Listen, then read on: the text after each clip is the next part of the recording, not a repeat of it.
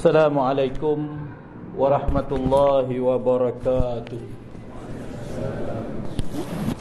Alhamdulillahi rabbil alamin. Nahmaduhu wa nasta'inuhu wa nastahdihi wa nastaghfiruh wa na'udzu billahi min syururi anfusina wa min sayyiati a'malina. May yahdihillahu fala mudhillalah wa may yudlilhu fala hadiyalah.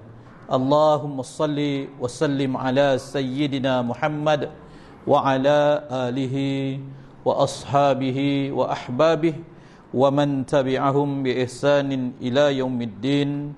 Wala haula wala quwata illa billahil aliyyil azim.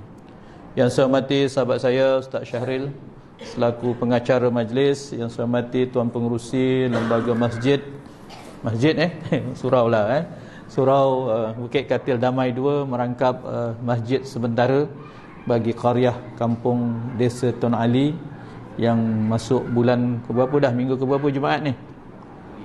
Keempat dah atau kelima saya rasa lah, atas keputusan yang saya minta tolong disegerakan atas kemaslahatan kepada masyarakat. Dan tidak lupa kepada sahabat saya Saudara Saufi selaku timbalan pengerusi, Datuk Syahrul Lail sahabat lama dah bersara Datuk, sihat insya-Allah. Terusnya tuan-tuan haji, puan-puan hajjah, muslimin, muslimat, hadirin hadirat yang dirahmati Allah Subhanahu wa taala. Alhamdulillah takdir mempertemukan kita pada malam ini. Saya minta maaf pada minggu lepas saya terpaksa membuat pindaan jadual saya, ataupun saya lebih rela orang lain selesaikan majlis ini. Saya kata carilah penceramah lain. Kebetulan saya mendapat undangan ada seminar di Arab Saudi pada hari Jumaat yang lepas. Seminarnya hari Sabtu dan Ahad, hari Ahad dan Isnin, dan baru semalam sampai. Alhamdulillah seminarnya betul-betul depan Masjidil Haram, hotelnya. Jadi sekali dapat menunaikan umrah atas undangan kerajaan Arab Saudi di bawah Kementerian Agama yang disertai hampir 85 negara, wakil-wakil daripada seluruh dunia, daripada institusi-institusi ataupun badan-badan agama di negara-negara seluruh dunia ini. Alhamdulillah, sebelum itu kita buka majlis kita dengan bacaan Ummul Kitab. Semoga kita dirahmati, diberkati oleh Allah Subhanahu wa taala. Al-Fatihah. A'udzubillahi minasyaitonirrajim. Bismillahirrahmanirrahim. Alhamdulillahi rabbil alamin. Ar-Rahmanir Rahim. Maliki yaumiddin. Iyyaka na'budu wa iyyaka nasta'in. Ihdinas siratal mustaqim. Siratal ladzina an'amta 'alaihim ghairil maghdubi 'alaihim waladdallin. Amin. Allahumma salli ala sayyidina Muhammad wa ala ali sayyidina Muhammad. Allahumma salli ala sayyidina Muhammad wa ala ali sayyidina Muhammad. Allahumma salli ala sayyidina Muhammad wa ala ali sayyidina Muhammad.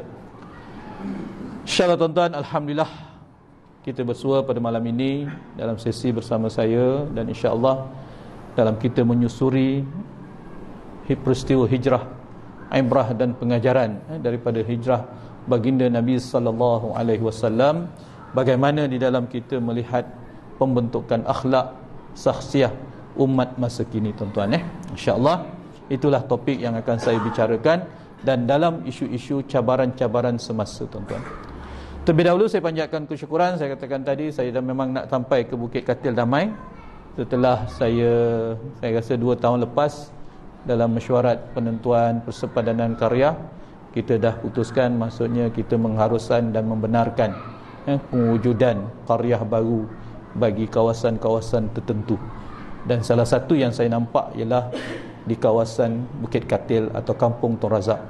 Bila saya sendiri bersemayang di Masjid Kampung Tun Razak, keadaan jamaahnya dah melimpah. Saya sengaja datang lambat, akhirnya saya pun duduk belakang lah. Bila duduk belakang baru terasa kan. Kalau kita datang cepat, orang mengalu-alukan kita, tak nampak apa yang berlaku di belakang. Bila saya tengok, suka tak suka, saya kata kita kena fikirkan. Kemudian bila dah masuk 2 tahun, saya rasa tak bergerak-gerak lagi. Saya kata saya nak gerakkan juga. mana qaryah yang telah saya benarkan pecah atau mengharuskan, kerana kita telah melalui proses jawatankuasa fatwa dan kita telah mendapat endorsement ataupun pengesahan di dalam mesyuarat majlis. Cuma bagaimana nak melaksanakan itu terletak pada kita. Bila saya tengok dalam isu ini, saya kata qaryah ini itu nak tunggu masjid siap, nak tunggu dapat tanah, nak tunggu selesai tanah, nak selesai duit pembangunan, agak-agak ada umur lagi je. Tengok macam panjang-panjang umur tak? Tapi Syaril ada umur lagi ke tak? Wallahu alam. Nanti Syaril kata Haji ni tua, Haji ni pergi dulu. Jangan Syaril, yang muda pergi dulu. Saya dah fikir, saya kata tak boleh. Saya kata harus ada pemuafakatan salah satu surau yang ada di sini dimulakan Jumaat dan berfungsi sebagai sebuah qaryah.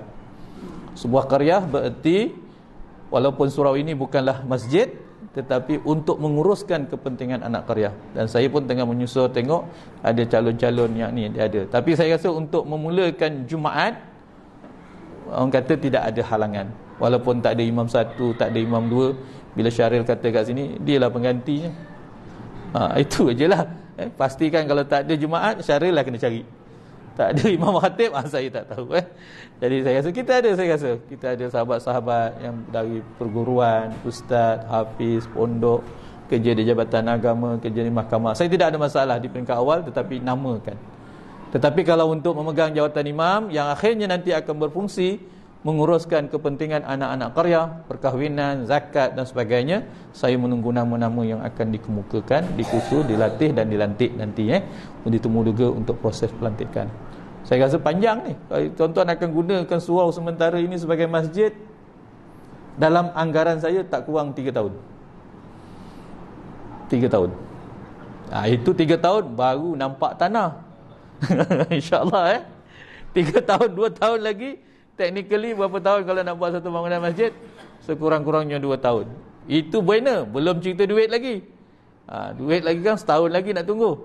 Jadi sementara itu berjalanlah, saya yakin, untuk kepentingan kemaslahatan dan menyelesaikan masalah orang kata kepadatan penduduk yang semakin ramai. Dan saya tengok pembangunan itu berlaku. Dan tuan-tuan saya yakin semuanya kalau disilap dalam konteks hijrah, tuan-tuan ni apa? Tuan-tuannya semua muhajirin. Muhajirin yang berhijrah meninggalkan kampung halaman masing-masing, memilih sebuah penempatan di sini. Yang saya rasa sini tak ada kampung-kampung taman rumah-rumah persendirian yang di kampung asal ada, tak ada tak? Tak ada, semua taman. Akhirnya kita berhijrah. Kita berhijrah dekat sini, apa hikmahnya? Pandang muda ada, tua ada, kanak-kanak ada. Kalau saya tanya sini, ada tak kita ini hubungan keluarga? Sepupu, dua pupu, duduk sekampung, duduk sekampung air molek macam. Rumah sebelah abang ipau, rumah belakang mak saudara, rumah depan rumah nenek, rumah atuk 3 pupu, rumah belakang rumah 3 pupu, ujung sana akhirnya dah bau-bau bacang. Kat sini macam tak ada apa yang mengingatkan kita, kecuali adalah kemungkinan persahabatan, sama tempat kerja, sama belajar, kita berhijrah. Yang petua saya nampak ada yang dah mula ada pengalaman, dah bersara, maka dia menjadi rakan rujuk kepada orang muda. Yang muda ada yang separuh muda, ada yang muda produktif. Yang muda produktif ni ramai lelaki yang berdiri berlari kat belakang nanti, tak? InsyaAllah ramai lagi yang berlari, yang bermain kat belakang. Jangan risau, itu pelapis kita. Dan biarlah dia bermain, biarlah dia berlari, biarlah dia, orang kata tadi, kenapa? Kita dulu kecil-kecil main juga tak? Main juga. Jadi janganlah nak marah budak sekarang. Jadi insyaAllah tuan-tuan, itulah saya kata, bila saya melihat ada beberapa karya lagi yang saya tengah menyusur, saya rasa tolong segerakan atas kebenaran ataupun pecah karya yang ada. Sekurang-kurangnya kita menggerakkan satu gerakan, menyegerakan bagaimana kita nak mendapatkan tanah dan lokasi yang sesuai bagi pembinaan masjid ini. Dan insyaAllah saya rasa pada bulan lepas saya pun tak monitor di peringkat pelaksanaan, tapi saya rasa saya dah masuk minggu yang keempat atau minggu yang kelima. InsyaAllah selesa tuan-tuan. Duit boleh tambah? Duit tabung. Jadi dah banyak boleh jimat tu. Jadi sementara duit jimat, saya nasihatkan, kalau pergi dekat masjid sana, sekurang-kurangnya RM2 kan. Jadi RM2 duit minyak tu masukkan tabung ni. Gantikan. RM2 tu gantikan ke tabung ini. Bahawa kalau kita tak tambah pun lagi RM2 yang kita jimatkan tadi, masa yang kita jimatkan tadi, keselamatan anak-anak kita yang kita jimatkan, kita selamatkan keselamatan mereka dapat datang. Ini satu, berapa harganya? Berapa harganya? Kerana harga hari ini tuan-tuan, dalam konteks sembahyang Jumaat, mungkin harga sembahyang Jumaat pada setengah belia dan remaja nilainya RM10 sahaja. Nilai harga sembahyang Jumaat pada setengah belia atau orang muda nilainya RM10. Macam mana saya nilai RM10? Katakanlah dia kerja kilang. Tokey kilang kata, awak nak pergi sembahyang Jumaat, saya izinkan, tapi oleh kerana 2 jam awak meninggalkan tempat kerja awak, saya potong waktu bekerja awak RM10. Setuju? Macam? Macam tuan-tuan? Orang muda yang kerja kilang, kalau ada tawaran majikan kilang menawarkan seperti itu, kita akan kata apa? Betul teruk kilang ni, ya tak? Dah dia kilang, dia tokey, dia tuan. Kita dah jadi kuli, apa nak kata? Yang tokeynya Jepun. Mana dia tahu konsep Jumaat, erti Jumaat? Pada dia RM1. Dia bagi kita keluar. Tapi agak-agak kalau ditawarkan 100 orang, berapa yang berani membayar dengan harga RM10? Berapa orang pula kata dan cabar pada tokey majikan tadi, tokey bukan RM10 lah, RM50 pun saya bayar, janji saya dapat sembahyang Jumaat. Macam ada tak maruah orang kita seperti itu? Akhirnya RM10 punya pasal, rugi 4 kali Jumaat RM40, bonus tu gitu. Tak payahlah, minta apa, nanti minggu depan Jumaat cuti, kita cuti. Nampak? Akhirnya saya pernah mengatakan, berapa nilai sembahyang Jumaat pada mata kaca orang kita? RM10 saja. Sedangkan kita nak mengantikan syurga, nak mengharapkan keampunan Allah, nak dapatkan balasan berganda, tapi RM10 tak dapat kita nak korbankan demi menunaikan kewajipan dan kefarduan. Adakah kita terhalang? Adakah kita dihalang? Adakah apa? Sekarang dah ada di depan mata. Apakah tidak lagi kita hendak, tuan-tuan? Dah ada kemudahan. Biar dia melempah, tuan-tuan. Tapi janganlah melempah sampai mengancam keselamatan, tapi sekurang-kurangnya menyelesaikan separuh permasalahan ini. InsyaAllah tuan-tuan, alhamdulillah saya katakan tadi, kita telah masuk pada tahun 1445 Hijrah. Apakah makna hijrah kepada kita dalam peristiwa hijrah yang berlaku kepada Nabi sallallahu alaihi wasallam? Nabi sallallahu alaihi wasallam berhijrah atas perintah Allah Subhanahu wa taala, atas tekanan dan ugaan yang ditekan oleh kaum kafir Quraisy, yang sampai perancangan jahatnya, jauhnya, iaitu sampai ingin membunuh, mengugut Nabi SAW yang mengancam nyawa. Walaupun sebelum itu telah ada tawaran, wahai Muhammad, kau jangan susah-susah nak mengajak kami. Kau nak jadi apa sebenarnya, wahai Muhammad? Kalau kau nak jadi pemimpin kami, kami semua letak jawatan. Ini presiden kabilah A, naib ketua kampung B, lorong sana, Pak Lurah sana pun nak letak jawatan dan sebagainya. Dia kata, kami akan melantik kamu wahai Muhammad sebagai kabilah kami, ketua kabilah kami, khalifah kami, pemimpin kami, amir kami, untuk kamu memimpin kami. Tapi sangat satu aja, jangan ajak kami beriman pada Allah Subhanahu Wa Taala. Wahai Muhammad, agaknya kau berjuang ni nak kumpul kekayaan. Orang berjuang ni ada dua, tuan-tuan. Satu nak kuasa. Bila dah ada kuasa nak apa pula? Nak harta pula. Muhammad, agaknya kau nak kaya kot.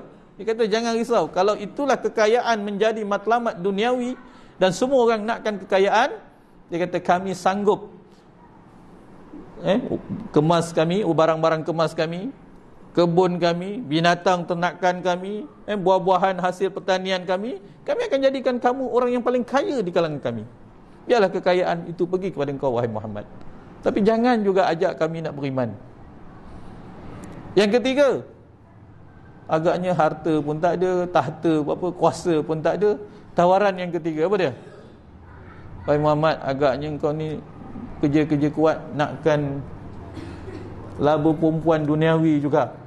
Dia kata, kami rela Pilihlah mana sahaja di kalangan anak gadis kami ke, ibu tunggal kami ke yang cantik-cantik. Ni bukan orang Arab, orang Melayu tau. Ni orang Arab tau. Pilihlah siapa yang cantik-cantik, ambillah. Tak ada had 1, 2, 3, ambillah. Tidak juga Nabi menerima tawaran itu.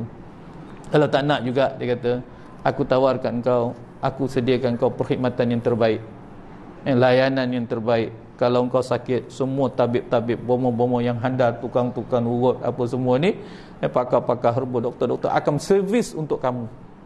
Tapi satu juga, jangan mengajak kami beriman kepada Allah Subhanahu Wa Taala. Tawaran gagal. Akhirnya datang pula ujian. Datang pula orang kata perancangan-perancangan jahat yang perancangannya hampir tadi. Dan bila sampai di tahap itu, untuk memastikan survival risalah dakwah yang dibawa oleh baginda, yang diutus sebagai utusan Allah Subhanahu Wa Taala, yang baru diangkat 10 tahun daripada kerasulan Nabi sallallahu alaihi wasallam, akhirnya datanglah satu ayat yang memerintahkan kepada Nabi sallallahu alaihi wasallam supaya berhijrah, meninggalkan kota Mekah, yang wahyu itu adalah perintah dari Allah Subhanahu Wa Taala. Dalam saat itulah bahawa kita melihat bahawa perintah hijrah tadi bukan datang daripada kehendak Nabi, tetapi datang daripada peristiwa ataupun perintah dari Allah Subhanahu Wa Taala. Tuan-tuan, kalau kita lihat dalam peristiwa hijrah Nabi sallallahu alaihi wasallam, ada beberapa perkara yang harus saya melihat sebagai kesinambungan bagaimana kita nak melakukan penghijrahan kita. Selalu saya bangkitkan, adakah penghijrahan Nabi ini berlaku secara sembrono, secara macam tidak ada perancangan, tak ada orang kata strategi, main lari aja. Ibarat kalau kita ni tengah negara perang, negara terah berperang, antara dunia yang sedang berperang hari ini, Ukraine dengan Rusia, yang tentera masuklah, yang beruniform pergilah berperang. Orang awam macam yang putus kasih ada, yang hilang tinggalkan emak ada, yang tinggalkan anak ada, yang mati di separuh jalan ada, kerana tidak ada perancangan. Yang penting selamat, keluar daripada negeri. Tak ada perancangan, nak ke mana? Ikutlah haluan, ke utara ke. Akhirnya nanti bila dah habis perang, baru nak cari jejak kasih. Keluar, mak hidup ke tidak, anak pergi kat mana, 50 tahun, 20 tahun akan datang, baru ke, oh ini anak aku rupanya. Kerana peperangan akan memisahkan kita. Penghijrahan tadi, meninggalkan kampung halaman, boleh memisahkan kita daripada apa yang kita nikmati sebelum itu. Adakah penghijrahan Nabi berlaku secara sembrono? Kena kita nak lihat kat sini, kita nak berhijrah juga. Kalau kita lihat, Nabi tidak berhijrah begitu sahaja. Kalau saya tengok dalam peristiwa hijrah, bagaimana kita nak membina sebuah masyarakat kita. Dalam peristiwa hijrah yang pertama, siapakah watak-watak yang ada dalam peristiwa hijrah Nabi sallallahu alaihi wasallam? Watak-watak utama yang bersama dengan Nabi, yang merancang untuk Nabi, yang menolong Nabi, yang mengaturkan perjalanan, kerana dia bukan begitu sahaja, mesti ada perancangannya. Watak-watak utama yang pertama ialah kita melihat bagaimana peranan Saidina Abu Bakar. Kalau kita tanya siapakah Saidina Abu Bakar, seorang sahabat yang antara yang awal memeluk Islam, seorang sahabat yang mengesahkan kenabian Nabi sallallahu alaihi wasallam ketika orang tidak mempercayai apabila Nabi menceritakan apakah wahyu yang diterima, dia adalah diangkat menjadi rasul. Dialah orang yang membenarkan, sahabat yang membenarkan kerasulan Nabi sallallahu alaihi wasallam. Namanya Abu Bakar, digelar dengan As-Siddiq. Apa kehebatan Abu Bakar? Abu Bakar bukan orang muda, Abu Bakar orang tua. Telah dihormati dalam komuniti masyarakat Arab di Mekah. Maksudnya orang Arab sebut nama Abu Bakar, dia ada rasa hormat, dia ada rasa respect, kerana Abu Bakar ni tokoh, ada harta, ada kepimpinan, ada orang kata karisma seorang pemimpin pada sebelum kebangkitan Nabi sallallahu alaihi wasallam. Lalu Nabi sallallahu alaihi wasallam memilih Abu Bakar di dalam perjalanan baginda Nabi sallallahu alaihi wasallam. Kenapa memilih Abu Bakar pula? Abu Bakar orang tua, Apa makna orang tua? Bang, orang tua ni dia makan garam dulu. Apa makna makan garam dulu? Banyak pengalaman, selok belok Mekah, jalan Mekah, nak keluar mana. Kita duduk kampung, tak? Polis kejar macam tu, masuk kampung lengit kita tu. Dia pusing sana, dia pusing sini kan. Kita tak boleh. Memang kampung dia kena duduk felda. Dia tahu jalan tikus, jalan mana. Polis tak tahu separuh, atau immigration takat tu je dia boleh kepung. Rupanya dia tahu selok belok jalan mana yang selamat. Itu satu. Yang kedua, respectation Abu Bakar. Orang pada Arab, orang tak akan fikir macam mana Abu Bakar boleh tadi. Maksudnya dia mempunyai power ataupun pengaruh untuk mengatakan apa tadi. Yang ketiga, kenapa Abu Bakar? Bila orang tua, orang yang setia, dia akan ada apa? Setia. Simpan rahsia. Sama-sama berjuang, sama-sama menahan sakit, sama-sama menangis, sama-sama susah. Itulah kalau kita lihat dalam kita nak melakukan penghijrahan dalam kehidupan kita orang muda, jawabnya kita apa? Kena ada orang tua sebagai mentornya. Saya bagi tahu kemarin orang muda nak berhijrah. Apa contoh orang muda nak berhijrah? Orang muda nak berhijrah daripada alam bujang ke alam kahwin. Macam orang bujang. Mak jangan risau, saya dah kahwin semua, dah bertenang. Mak duduk diam-diam aja macam. Boleh tak? Dek, bercinta urusan orang muda. Bernikah, berumah tangga, berkenuri kenara urusan siapa? Urusan orang tua. Jadi saya nak ingatkan orang muda, jangan sombong. Kalau urusan perkahwinan, mak duduk diam-diam, mak jangan tahu, mak old school, jangan. Mak banyak pengalaman, tahu cara mengurus. Cakap saja anak siapa, tahulah mak menyusurnya, ayah menyusurnya secara adat, secara apa? Kerana orang tua. Nak berhijrah orang muda ni, rumah tangga. Bila kata mak orang nak berumah tangga, apa kata si mak dan ayah? Alhamdulillah, tapi mak, saya ni hutang banyak lagi mak. PTPTN tak bayar lagi, hutang kereta ada, gaji kecil. Apa hebat orang tua kalau nak berhijrah dalam tu? Mat, kau jangan risau, semua mak dah siapkan. Kau kata ya aja. Betul? Duit dapur siapa sediakan bang? Ayah ada agak-agak boleh 40,000 boleh kumpul. 2 tahun graduate kerja boleh dapat 40,000. Tak ada. Akhirnya sebagai orang tua, kita menolong orang muda kita. Nak apa? Nak berhijrah dari zaman bujang ke zaman berumah tangga. Jadi kita orang muda, jangan dengan keegoan, kesombongan kita tak pandang orang tua. Tuan-tuan nak berhijrah, orang muda berhijrah kat sini, baru kahwin, baru kerja tak? Mak cadang nak pindah rumah, mak nak beli rumah. Cakap aja cadang mak nak beli rumah, dah mak dah faham. Nah, 10,000 deposit rumah. Macam? Betul? Cakap sahaja. Orang tua dengan pengalaman, dengan cabaran hidup, dengan murah hati, dengan kekuatan yang ada, cakap saja. Mak, orang nak berhijrah, belajar, nak pergi ke, tak maaf, kalau dulu mak ayah sanggup apa? Jual tanah, jual lembu demi penghijrahan anaknya. Agak-agak itu saya katakan, apa peranan orang tua? Sanggup berkorban, sanggup, orang katakan tadi. Balik kepada semangat hijrah Nabi SAW, kita kaitkan hijrah pada masa kini, bagaimana peranan orang lama di dalam kita menyusuri hijrah, perubahan yang hendak kita bawa dalam masyarakat kita hari ini. Anak kita nak berhijrah. Anak kita nak berhijrah daripada tadi kata nak meniaga. Siapa anak muda yang berani meniaga tanpa bank pun tak berani nak bagi pinjam? Akhirnya mat, ni mak punya simpanan tabung haji, kau ambil 10,000 ni buat meniaga dulu. Sanggup. Itu saja saya kata kalau perhatikan. Jadi bagaimana dalam peristiwa hijrah Nabi SAW, hijrah Nabi yang pertama, kalau kita lihat dari sudut strateginya, ada peranan orang tua. Dan hijrah hari ini pun, wahai orang muda, hargai, ambil pandangan, hormati pandangan orang lama yang penuh dengan pengalaman, yang penuh dengan kebijaksanaan, yang penuh dengan kesabaran.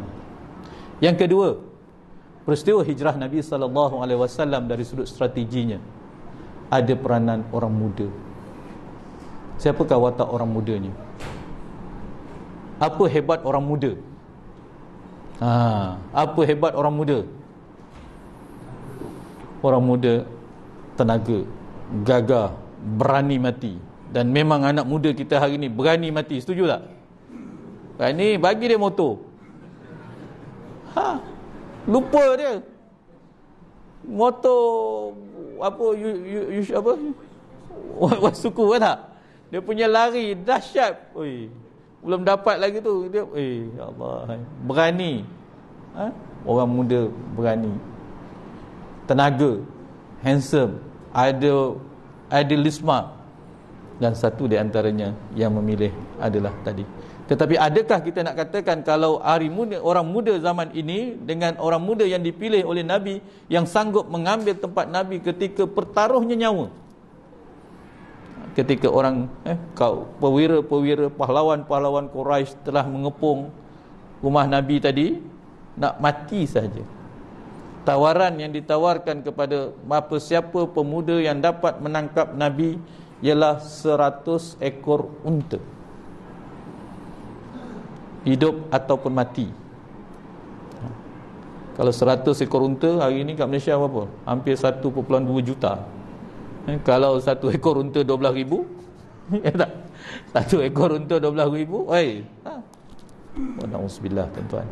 Ketika itu siapa yang berani mempertaruhkan nyawanya? Kalau nak senang, letak orang tu, memang dia nak mati dah, ya tak? Tapi datang seorang watak, namanya Saidina Ali, orang muda yang berani mengambil risiko, yang berani mempertaruhkan nyawa.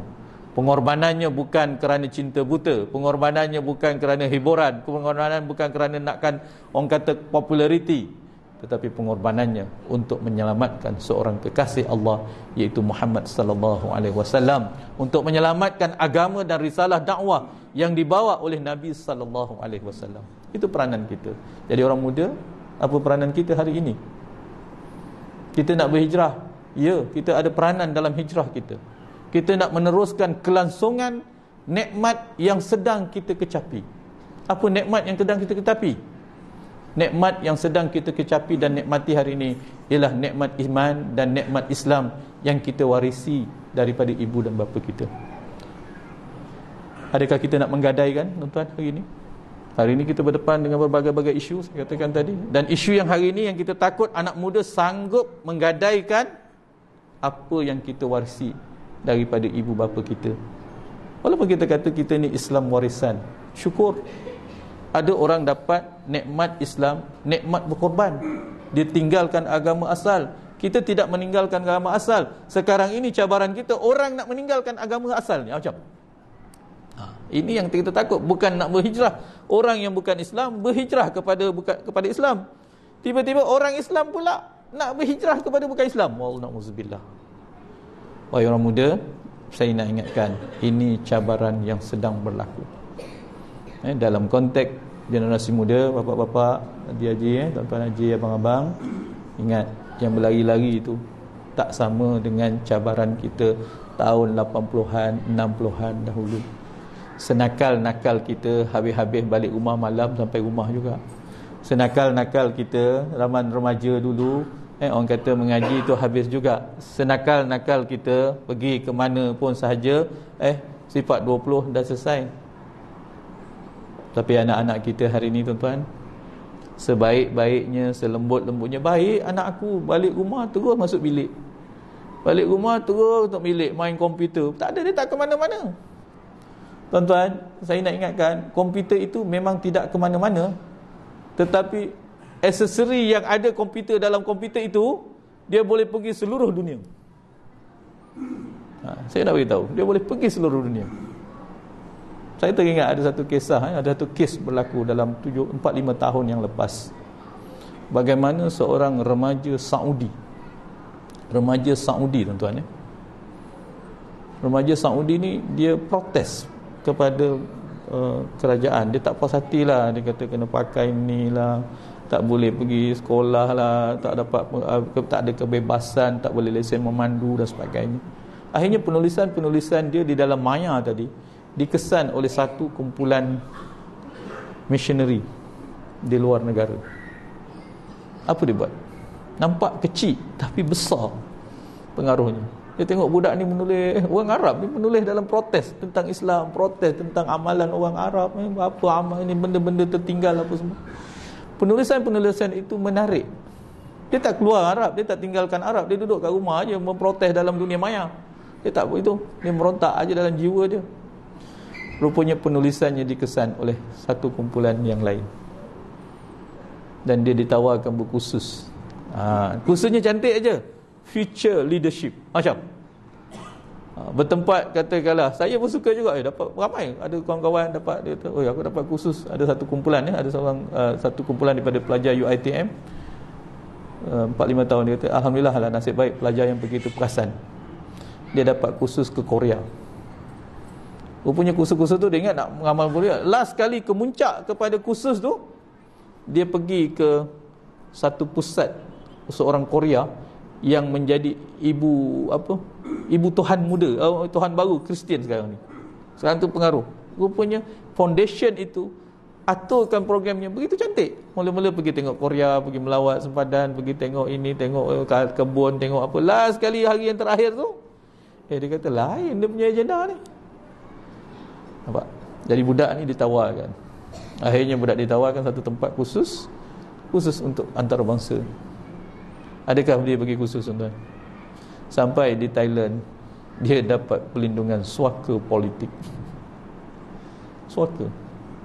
Tukar pasport, dapat pasport baru, transit pergi ke Perancis. Macam? Jawabnya, hijrah juga, tuan-tuan. Tapi hijrah yang menakutkan. Wahai orang muda, jangan kita berhijrah di situ. Hari ini saya nak beritahu, cabaran itu ada. Cabaran, ujian itu ada. Tapi nak beritahu hebatnya sahabat yang bernama Sayyidina Ali radhiyallahu anhu sebagai orang muda sanggup mengambil tempat untuk mempertaruhkan nyawa, menggantikan tempat baginda Nabi yang keluar meninggalkan halaman kediaman baginda tadi. Itu peranan orang muda. Balik kepada saya katakan tadi, cabaran yang kata orang muda hari ini, itu saya katakan tadi. Kita cabaran-cabaran akhlak, cabaran-cabaran akidah, cabaran-cabaran yang orang kata kita berdepan hari ini, tuan-tuan. Kita berdepan dengan cabaran. Jangan lupa kita ada asas kita. Kita ada tapak kita. Apa nikmat kita, apa yang telah kita warisi, yang kita nikmati, yang kita kecapi, jangan dibuang. Satu lagi saya nak katakan, apa yang sedang kita nikmati dan kecapi hari ini, kebetulan kita berada dalam bulan kemerdekaan. Macam nikmat yang sedang kita nikmati ialah nikmat kemerdekaan. Apa makna nikmat kemerdekaan? Kita berada dalam sebuah bebas. Bebas bukan berarti bebas nak melakukan, artinya kita bebas dari belenggu penjajahan. Kita boleh mencorakkan pentadbiran negara dan negeri kita ini. Hari ini apa pernah saya cakap dahulu, takut, tuan-tuan.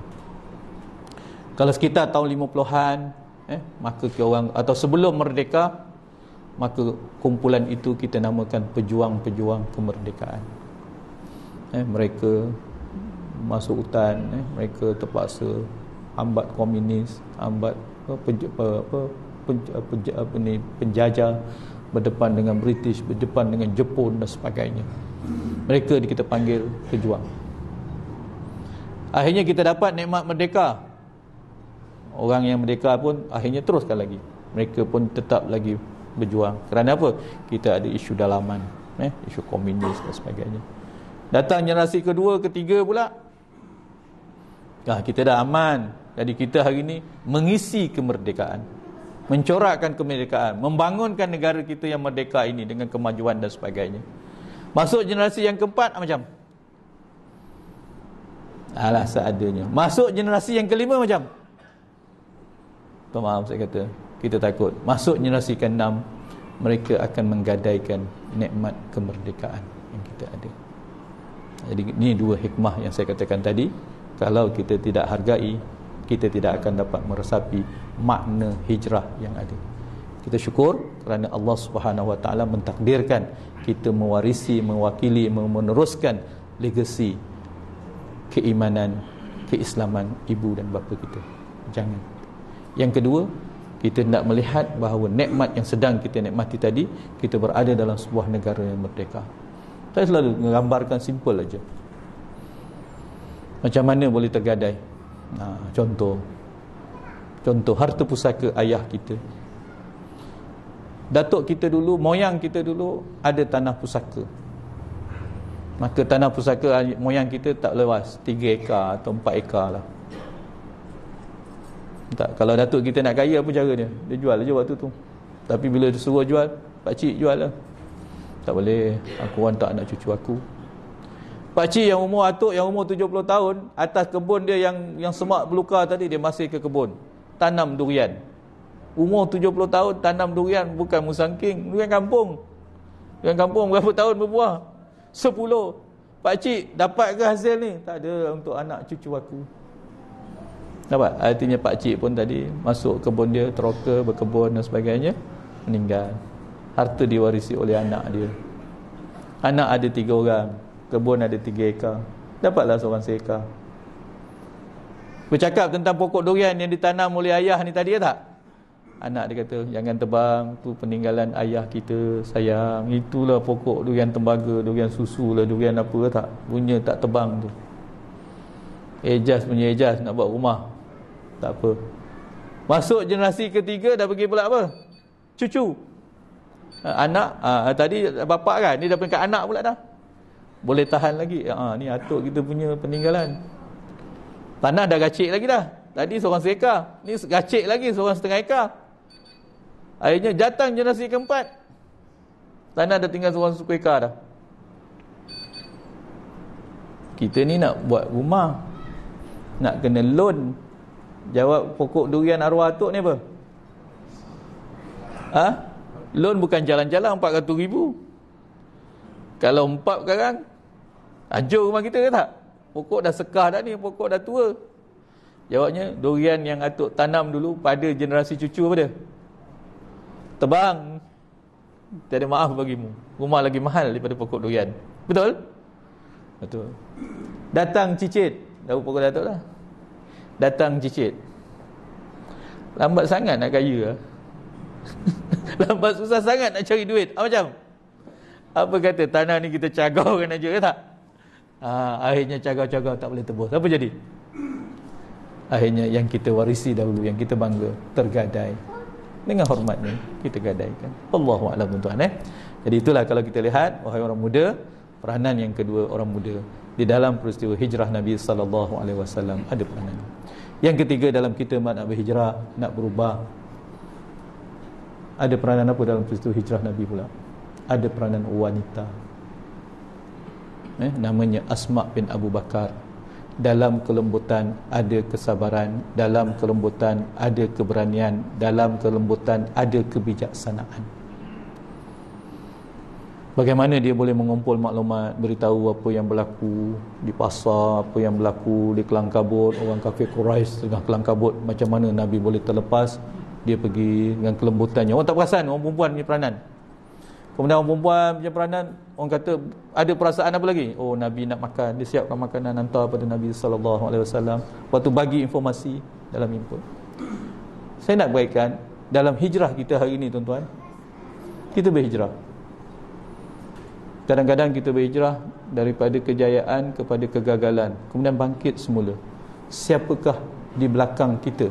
Wahai bapa-bapa, suami-suami, lelaki-lelaki dalam kejayaan dan pencapaian kita. Siapa dia? Ibu lagi? Itu ibu ada. Kalau ibu dah tak ada, isteri. Isteri mogok tak iron baju seminggu aja macam. Jangan kata apa. Isteri kata, abang ironlah sendiri baju macam. Tak gosok baju kita. Orang lelaki. Kita main bola. Tak maulah, ini kaki bola kan, ini semua kaki bola. Kita main bola, kalah 10-0, dah lah orang kutuk tak? Balik rumah isteri kutuk macam. Balik rumah, isteri punya setia, bang, walaupun abang kalah 10-0, saya tengok abang tetap bertenaga. Macam, oh, semangat isteri tu, semangat suami tu. Oh, nasib baik kalau awak pun kutuk juga macam penonton kutuk, engkau pun kena juga. Rupanya di sebalik jatuh bangun kita, di sebalik kita berhijrah nak berubah, yang setia di belakang kita ialah orang perempuan. Sama ada yang bergelar ibu. Wahai anak-anak, adik-adik, ibu, anak mana yang tak menangiskan hati ibu? Ya tak? Tak menyakitkan hati ibu. Orang kata tak bertengkar dengan ibu, tidak melukakan hati ibu, tidak, orang kata macam-macam lah yang kita buat. Agak-agak dia mengaku tak kita anak dia. Aku, bang, dia takkan itu, dia takkan mengajuk dengan kita. Dia tahu walaupun kita tadi hati ibu, tuan-tuan. Di sebalik kita orang lelaki pula, kita ada isteri. Jangan isteri kita apa? Bang, walaupun abang muflis, saya tetap di belakang abang. Kita berubah, bang. Abang dah kena buang kerja, tak apa bang, kita ada, bang. Kita bersama. Saya korbankan duit saya, bang. Saya nak beritahu, di sebalik penghijrahan kita. Kalau kita pula yang bekerja jenis sana, tinggalkan anak kat kampung, tak? Tinggalkan isteri. Kita ni pop macam polis tentera tuan, kejap-kejap posting sana. Isteri pun tak larat nak minta pindah. Kena pula isteri kerja, katalah doktor, bila masa nak melayan awak tukar kerja, suami pindah, awak nak pindah, suami pindah, awak nak pindah. Dara nak pindah je, isteri pun dapat pindah, suami pun pindah tempat lain. Sudah. Proses kenaikan pangkat berlaku dan sebagainya. Akhirnya isteri kata, tak apalah bang, abang pindah lah. Abang pindah, habis budak-budak ni macam mana nak makan ni? Tak apalah bang, saya bertanggungjawab. Makan, minum, sekolah, apa semua, tak? Nak beritahu tuan-tuan, di sebalik penghijrahan kita berlaku hari ini, di sebalik yang kita berubah, di sebalik yang kita berjaya, di sebalik yang kita membina, di sebalik yang kita tinggalkan rumah mak mentua dulu, kita pergi rumah taman ni. Rumah yang tuan-tuan duduk ni, siapa dia? Isteri kita. Bang, duit tak cukup bang, tak apa, keluar daripada duit LSP saya. Bang, renovation rumah bang, ya tak apa, ambil lah. Itu sebab nantilah nanti bila nak bercerai, benda-benda tu berbangkit. Apa dia? Harta sepencarian. Jadi kena rekod ni bagi ikhlas ke bagi sebagai harta sepencarian. Kalau hati dia sayang, tuan-tuan, dia percaya, dia terima seadanya. Tapi hatinya terluka, jawabnya apa? Dia kongkit balik, ni duit aku dulu. Sesen pun dia akan kira, tuan-tuan. Wallahu a'lam. Jadi tak kisahlah, terbalik kejayaan hijrah yang berlaku pada Nabi, ada peranan orang perempuan.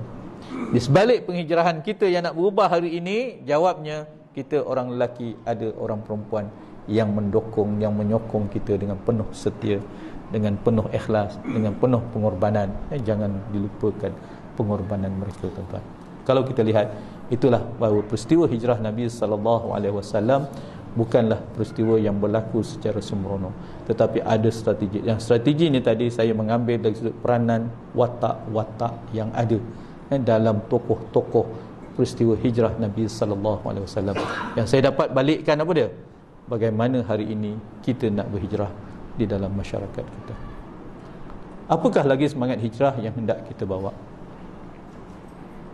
Kata Nabi SAW, al-muhajir man hajara ma nahallahu anhu. Seorang yang penghijrah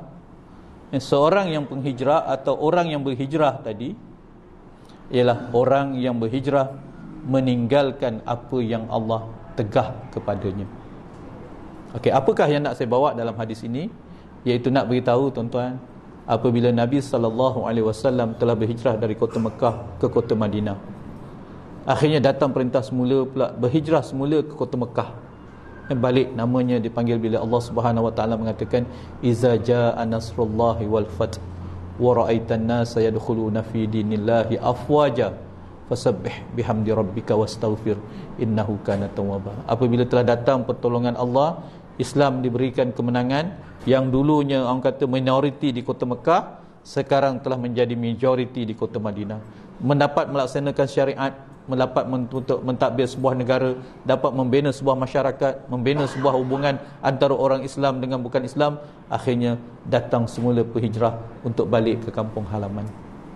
Apabila balik ke Mekah, maka kata Nabi SAW, Dia kata la hijrata ba'dal fath, tidak ada lagi penghijrahan yang berlaku seperti mana diperintahkan oleh Allah kepada Nabi dan para sahabat apabila Nabi dapat semula kota Mekah. Tidak ada lagi arahan penghijrahan wahyu untuk manusia berhijrah. Yang ada, ia harus berhijrah. Jawabnya perintah harus, bukan wajib, harus berhijrah. Nak berhijrah boleh, tak nak berhijrah pun tak apa. Nak belajar luar negara pun boleh, nak belajar kat rumah pun boleh, nak pergi tak ada masalah. Tapi kata Nabi, la hijrata ba'dal fath walakinna jihadun wa niyyah. Tetapi yang ada adalah jihad, azam dan perjuangan. Jadi kita ni nak hijrah di mana? Yang ada pada kita ialah jihad, berjuang untuk berjihad, memberikan satu perubahan yang besar tadi. Dan yang kedua, azam kita untuk berubah.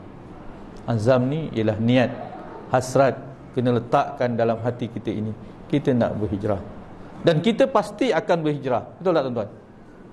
Kita pasti akan berhijrah. Bila sampai nanti? Bila sampai maut, hijrahlah kita dari alam yang baqa, alam yang fana ini kepada alam yang baqa. Sebelum sampai alam yang fana ataupun alam yang baqa, yang akan kita tinggalkan kehidupan yang sementara ini, kita nak hijrah di sudut apa?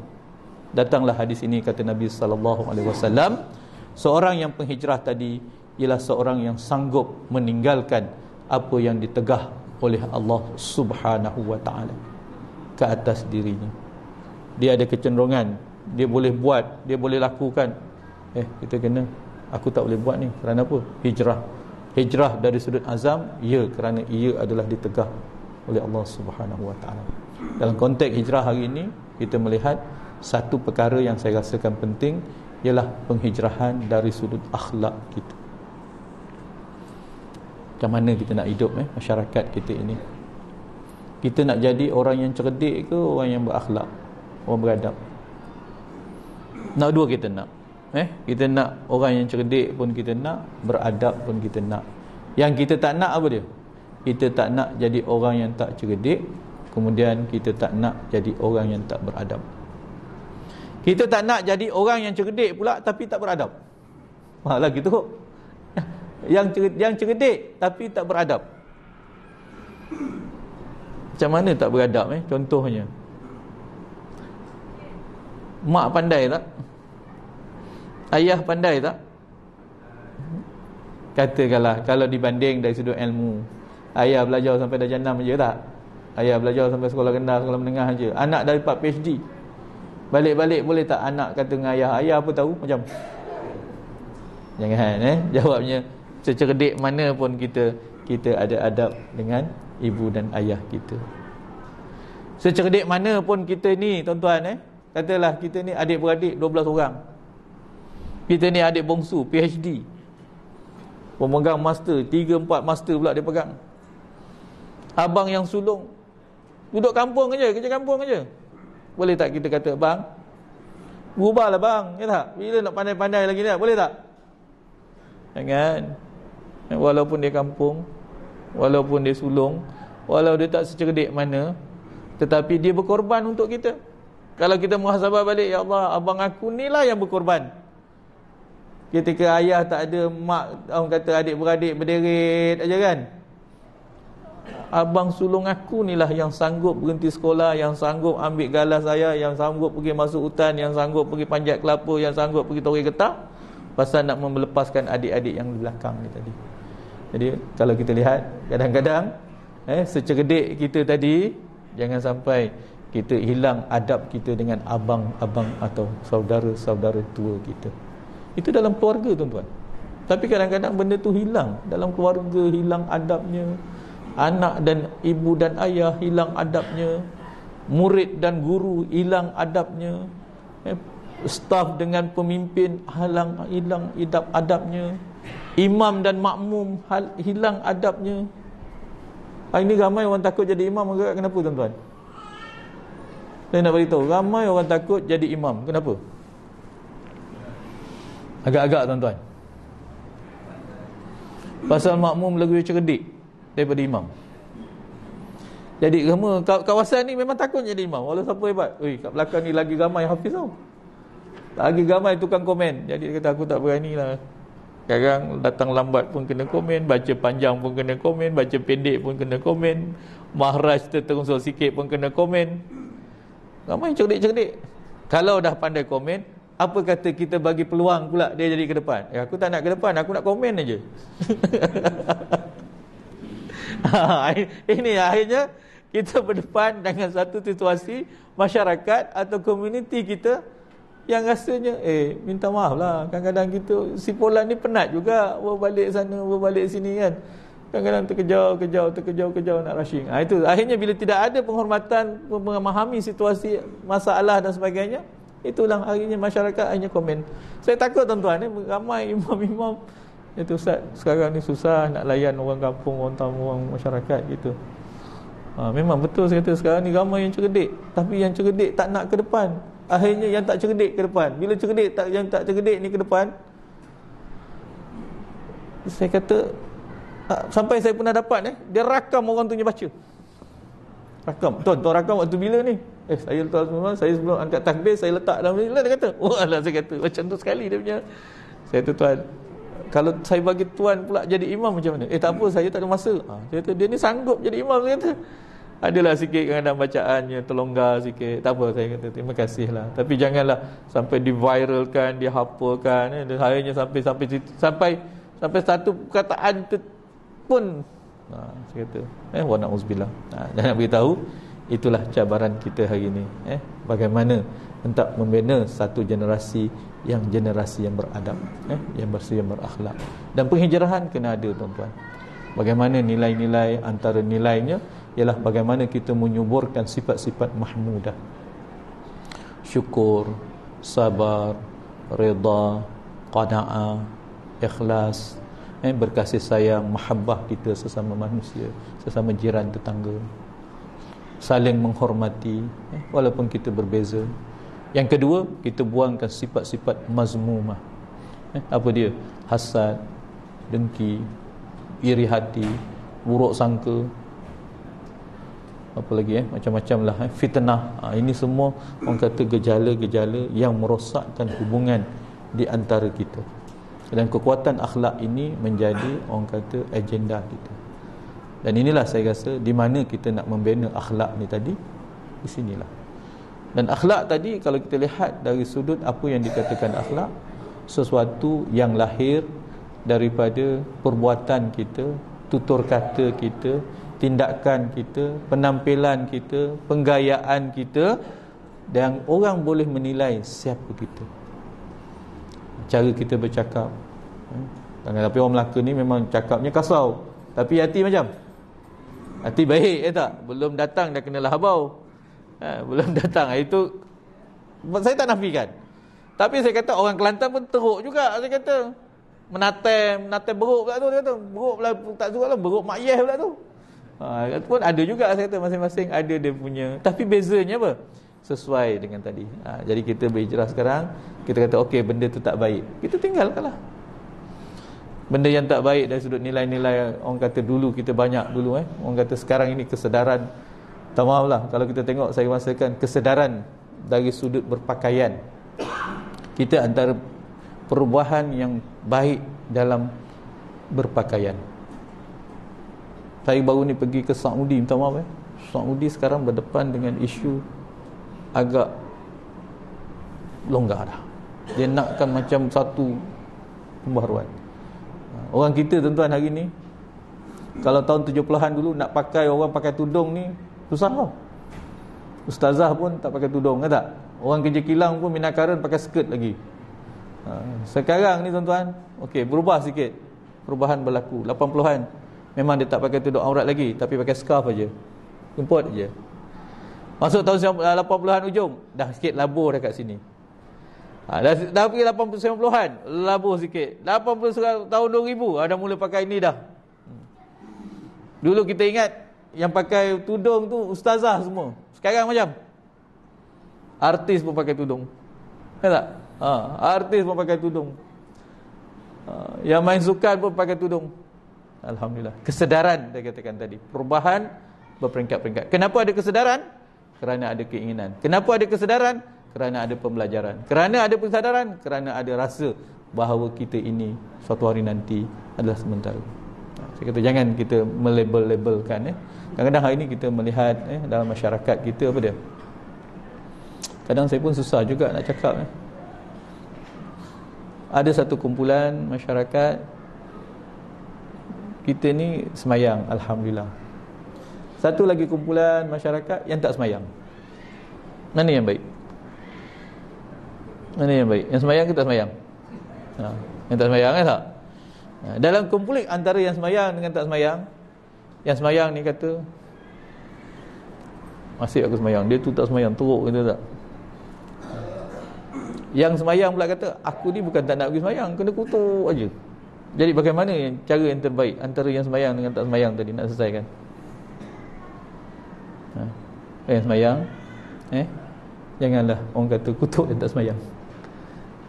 Kita takut nanti tuan-tuan. Yang dah semayang, alhamdulillah, teruskanlah solat kita. Yang belum semayang, jawabnya apa? Sebab ada satu kata-kata hikmah Hamkah bila dia kata siapakah yang lebih baik? Orang yang semayang tapi mengata orang, orang yang tak semayang tapi tak mengata orang. Mana yang terbaik? Dia kata yang terbaik ialah orang yang tak mengata orang tadi tu pergi semayang. Itu yang terbaik. Orang yang dah semayang tadi, tolong jangan kata orang yang tak semayang. Itu yang paling baik. Yang kita pun tak tahu nasib tuan-tuan. Jadi ini hidup dalam masyarakat kita. Kita doalah dalam masyarakat komuniti kita, ada yang keluar, ada yang tak keluar dan sebagainya. Jangan kecil hati. Jangan kecil hati. Yang penting pada kita apa? Seru dakwah. Kalau tidak, dalam kampung-kampung dulu tuan-tuan, ada pulau-memulau tau. Oh, dia ni tak datang masjid, kita jangan datang kenduri dia. Dia ni tak datang masjid, dia punya rumah nikah. Dalam mati pun tak datang. Ada satu kampung dulu tuan-tuan ni tahun 60-an dulu. Kebetulan bila kita temui ada kubur dekat ujung kampung yang tak sama dalam kampung yang biasa. Kita teroka tengok, baru Maim dapat tanah wakaf ada 2 ekar. Duduk di ceruk kaki Gunung Ledang. Saya kebetulan ada keluarga juga kat situ. Saya kata macam mana kubur ni boleh tersesat, 5-6 kubur tersesat dekat tempat jauh yang terkeluar daripada kelompok kubur setempat kampung ni. Oh, dia kata ini cerita ni zaman komunis ke? Tak ada. Zaman perang ke? Tak ada. Kebetulan ada seorang pakcik tua tu, dah mungkin ada umur 90-an masa dia ingat lah pasal tu. Dia kata kubur ni, dia kata kubur orang yang tak campur orang. Jadi bila pembangunan berlaku, kita jumpa tanah kubur terselit dekat celah agak jauh daripada kubur biasa. Tak ada batu nisan. Tapi tak banyak, 6-7 kubur. Tapi alhamdulillah lah tanah tu dapat status wakaf. Akhirnya kita bersihkan, jumpalah. Tapi peliknya kubur ni apa? Bertanya orang situ, kubur itu ialah kubur orang yang jenis tak campur orang. Sampai ke situ dihukum. Macam janganlah janganlah hukum-hukum dalam masyarakat. Ini akan membawa kita perpecahan. Okey, insya-Allah tuan-tuan, itulah dalam peristiwa hijrah Nabi sallallahu alaihi wasallam yang hendak kita tekankan ialah penekanan dalam konteks akhlak kita. Akhlak kita hari ini ialah akhlak yang melihat kepada tutur kata kita, perlakuan kita, penampilan kita, pakaian kita, pergaulan kita, semua menggambarkan akhlak tadi yang mencerminkan kepribadian masing-masing. Dan saya nak ingatkan, antara perkara-perkara yang nampak simple tapi perlu dilihat. Ada orang memang sensitif tuan-tuan. Saya ambil contoh berpakaian sahaja. Kita tak salah pilih pakaian ni tak? Ini akhlak berpakaian dalam sembahyang. Ni ambil khusus lah, simple aja dalam sembahyang. Tolong jangan sembahyang pakai t-shirt tingkatan 5 kelas sains, semua ada kat belakang tu. Syam ada 40 orang classmate kita kan, tulis kat belakang tu. Lalah kita pergi sembahyang, duduk depan pakcik atau abang ni, agak-agak apa pakcik sementara nak tunggu imam rokok, agak-agak apa kita baca? Tak, kita angkat aja takbir, Allahu Akbar, kita pun pandang tu, lepas tu naik atas, oh budak sekolah sains. Nampak simple berpakaian. Dengan sebab kita berpakaian adik-adik, orang kata menyusahkan makmum di belakang, yang sahabat kita di belakang kita tadi. Habis semua. Jadi kalau siapa yang anak ni sekolah sains dan sebagainya tu, belilah t-shirt yang belakangnya kosong. Kalau nak buat pergi sembahyang. Kalau tidak, apa nanti? Kesian kawan yang di belakang gitu. Nampak simple tapi kesan. Kalau budak yang bagus, saya tengok ada budak yang bagus. Kenapa dek tanggal t-shirt ni? Tak ada pakcik belakang ni. Jadi dia sanggup tanggal t-shirt, dia pakai nampak plain je lah. Alhamdulillah. Kalau tidak selamba kita sesat barat. Nampak simple tapi terkesan. Kita beli t-shirt pula. Ni pakaian ni simple pakaian ya. Badan boleh tahan, pinggang 42. 42 kan. Pakai seluar jean, kita pun jadi sangat barat juga tuan-tuan. Lepas tu tak masuk dalam, bila apa ni, ini bab sah tak sah pula kan tak? Bila dah sujud, rokok boleh tahan lagi. Bila sujud terbelah tuan-tuan, nampak underwear dia. Jadi saya kata nampak simple tapi memilih pakaian tadi ada. Itu dari sudut pakaian ke masjid. Pakaian-pakaian yang trend hari ni nampak cantik, nampak bandel, nampak apa. Tapi jangan lupa perkataan-perkataan yang dikeluarkan itu apa. Born be free, God crazy, macam I want be free. Walaupun pakaian tu tidak najis, tetapi slogan yang dibawa kat baju tadi menggambarkan jiwanya macam nakkan kebebasan. Jadi jangan fikir beli baju bayang, anak aku tak kisah, janji dia beli tu. Baju pun boleh menggambarkan akhlak. Jadi akhlak tadi tuan-tuan adalah penjelmaan daripada apa kita tuan-tuan. Jadi ingat bahawa kita hendak melahirkan generasi yang berakhlak, generasi yang menyayangi diri dia sendiri, generasi yang mengetahui menghormati hak orang lain. Ini tuan-tuan, adab ni tadi. Bila kita balik kepada adab menghormati hak orang lain, datanglah antara adab anak dan ayah, murid dan suami dan isteri, anak dan bapa, adik-beradik bagaimana beradab, jiran tetangga bagaimana beradab. Itu sebab kalau kita tengok dalam bab adab tuan-tuan, jiran tetangga ni banyak juga adab dia.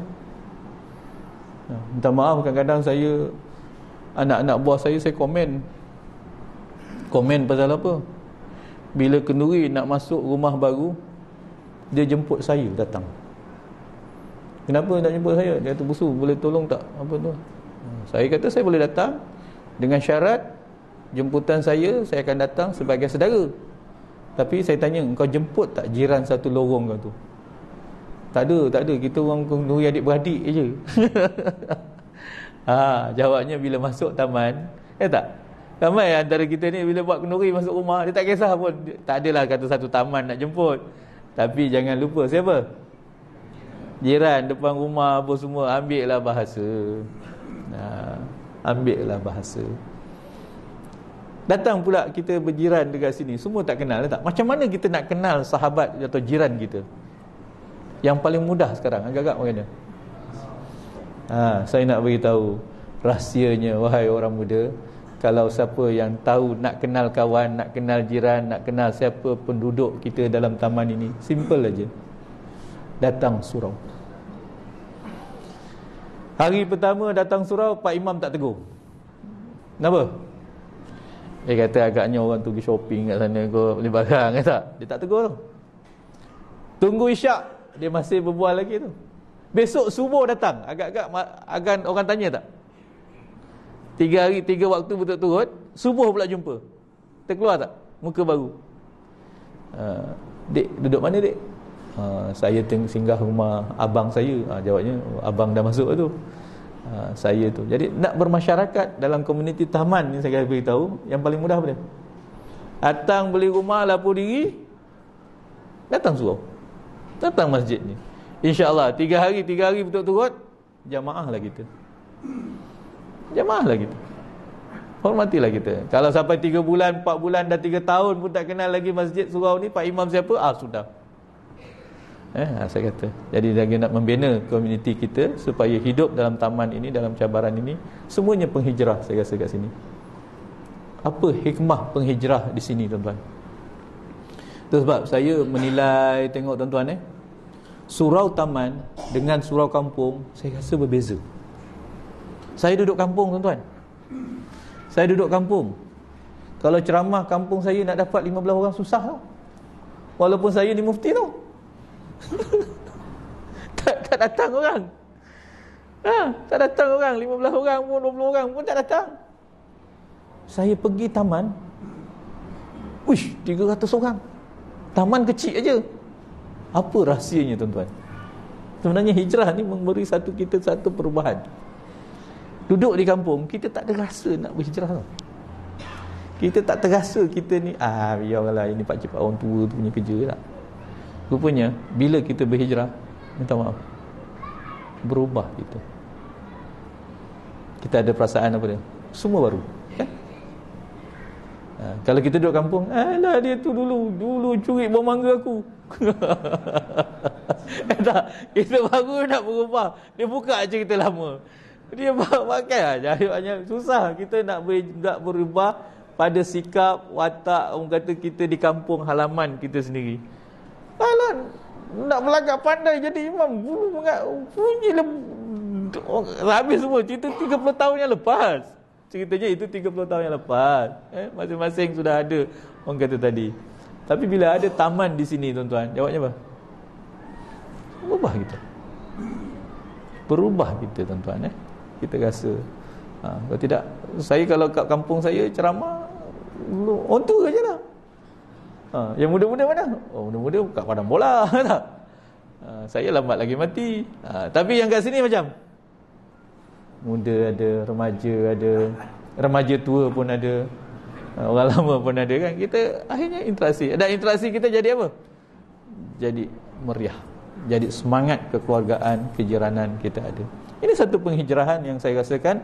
Kalau kita tidak berhijrah, meninggalkan kampung halaman kita, duduk di kongkong kampung halaman kita dengan attitude ataupun cara pemikiran kita. Tetapi bila kita berhijrah dari kampung halaman kita ke sebuah taman, akhirnya kita nak bermasyarakat. Bila kita bermasyarakat tadi kat sini, apa lagi indahnya? Kita berada dalam pelbagai disiplin. Ustaz,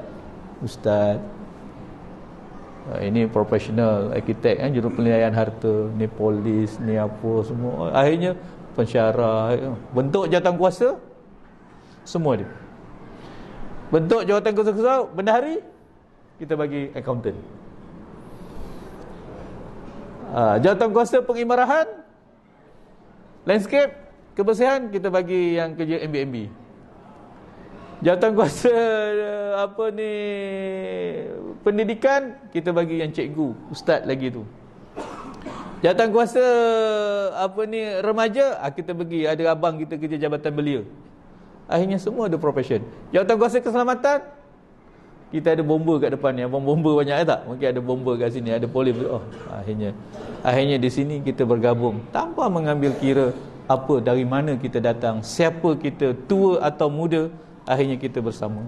Itu sebab saya kata, minta maaf saya kata hari ini, bila saya melihat semangat surau-surau, dia punya semangat kejiranan, jamaahnya, memang saya kagumi. Dan saya hadapan juga, tuan-tuan, saya, ialah ini benda-benda yang bersifat pentadbiran. Dan saya kata juga kepada kampung-kampung tradisional, kadang-kadang ni bila kampung kita berhijrah ni, kena terimalah penghijrahan kita tadi. Ini sikap juga saya rasa. Ada setengah-setengah kampung di Melaka, bukan di Melaka, di tempat lain orang tu dah beli rumah, dah beli taman, dah beli apa, tak? Bila pilih nak pilih jawatankuasa, bukan, dia bukan orang kampung ni, dia bukan orang beranak kat sini, tak boleh lantik. Saya kata sudah, saya kata bila nak dilantiknya. Ini satu juga, akhirnya berlaku konflik. Nak lantik jawatankuasa, mesti penduduk tempatan, mesti beranak kat situ, walaupun tak duduk di situ. Saya kata alhamdulillah. Jadi kat sini tak ada, pasal apa? Tak ada kampung tradisional. Tapi ada taman-taman yang sampai satu peringkat, nak ke bumi kat mana? Minta maaf, dia ni tak ada dalam senarai beranak kat kampung ni. Walaupun dah duduk kat sini 40 tahun beli taman ni, rupanya tak boleh masuk kubur kampung tu. Saya kata, ya Allah, apalah cerita mati dah ni. Tak terima je lah, tanggungjawab hidup, uruskan yang mati. Habis pakcik nak bawa balik mana? Kenalah balik kampung balik. Kat mana kampung asal? Perak. Hasrat keluarga nak kebumikan di Melaka. Tak apalah, carilah mana-mana kubur yang berdekatan. Kalau kampung ni dah memang syadid sangat, keras sangat, kerana dia kata bukan lahir dekat kampung ini. Jadi tuan-tuan, ini saya rasa akhirnya kita bergaduh, kita berpecah, kita berbalah tuan-tuan. Jadi insya-Allah tuan-tuan, itu yang nak saya katakan dalam beberapa isu yang semasa, yang saya mengharap ianya akan memberikan suatu semangat hijrah. Dan tahniah kepada surau yang saya katakan tadi, dengan semangat yang diberikan atas Jumaat, kehadiran yang macam ini, kesinambungan antara generasi yang ada, menggambarkan ukhuwah, kejiranan, persahabatan di dalam kita menjadi seorang penghijrah sebuah taman yang ini. Dan insya-Allah saya yakin kalau diatur, digerakkan lagi, lebih makmur lagi. Insya-Allah tuan-tuan, keindahan sebuah masyarakat dan komuniti kita melihat di mana ininya. Kalau ininya indah, ininya aman, ininya tidak bergolak, ininya orang kata institusi masjid dan suraunya orang kata ceria, maka itulah keceriaan yang ada dalam semangat kejiranan dan kekeluargaan di masyarakat taman ini, insya-Allah. Dan kita doakan, saya katakan tadi, saya selalu pula mengingatkan apakah peranan dalam kita menghadapi cabaran-cabaran semasa hari ini. Maaf saya katakan, di luar sana kita melihat warna-warni kehidupan semakin indah, dengan berbagai-bagai perbezaan pandangan, idealisme, siasah dan sebagainya. Kita berdepan dengan isu-isu yang akhirnya kita berbalah. Di manakah tempat untuk mempertemukan titik pertemuan perbalahan tidak sependapat kita dalam pelbagai isu di luar sana? Agak-agak inilah tempat benteng terakhir. Pergi stadium tengok bola, gaduh, ya tak? Pergi mesyuarat masuk balai raya, bergaduh, baling-baling kursi. Apa lagi? Pergi pasar malam pun bergaduh. Pasal apa? Nak berebut tempat, nak berebut customer. Dekat litar motor pun bergaduh juga, kat jalan bergaduh juga, kat traffic light bergaduh juga. Bayangkan kalau di masjid juga bergaduh macam. Jadi tuan-tuan, di luar saya nak beritahu warna-warni kehidupan kita indah hari ini. Saya bercakap dari sudut direct lah. Saya bercakap dari sudut siasah. Ada warna merah, ada warna biru, ada warna oranye, ada warna kuning, ada warna apa lagi, hijau, ada warna apa tuan-tuan, macam kat luar kita bergaduh tuan-tuan. Bayangkan kalau bawa bendera-bendera warna-warni tu kat masjid, kat surau ni, macam apa jadi kita? Satu saya minta, boleh tak warna-warni perbezaan tadi ditinggalkan di luar sana? Itu saja. Apa yang nak kita bawa atas rumah Allah ini? Bendera apa nak bawa? Bendera apa yang nak dipilih? Hijau tak boleh, biru tak boleh, apa tak boleh, nak bawa bendera apa? Bendera apa agak-agak nak pilih?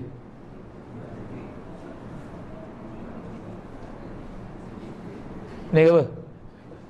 Putih. Saya kata putih. Kenapa putih? Tak adalah semua nanti pakai baju putih kan. Pakailah baju apa, tak kisah. Tapi datang kita sini ibarat kita membawa bendera putih. Apa makna putih? Suci, tulus, ikhlas, bersih. Betul? Jadi kita datang ni nak membersihkan jiwa-jiwa kita yang kering, jiwa-jiwa kita yang kotor, jiwa-jiwa kita yang orang kata tadi datang nak mendekat. Itu yang kata Allah, fihi rijalun yuhibbu an yattahharu wallahu yuhibbul mutatahhirin. Di dalam rumah Allah ini adalah manusia-manusia yang suka mensucikan hatinya, dan Allah amat menyukai dan mencintai manusia yang mensucikan hatinya. Jadi saya gambarkan perbezaan kita. Entah maaf saya kata, saya dah tak tahu kat mana nak memula lagi dah. Last kata senjata pada saya hari ini ialah inilah. Kalau cerita tu tadi, saya penat kata. Tukar orang ni naik, tukar orang ni, saya berbalah dengan, saya bergaduh dengan semua orang. Saya kata penat, saya kata. Kita berbalah, akhirnya tak kesudah mana. Orang lain tidak berbalah, walaupun mereka berbeza, mereka ada agenda.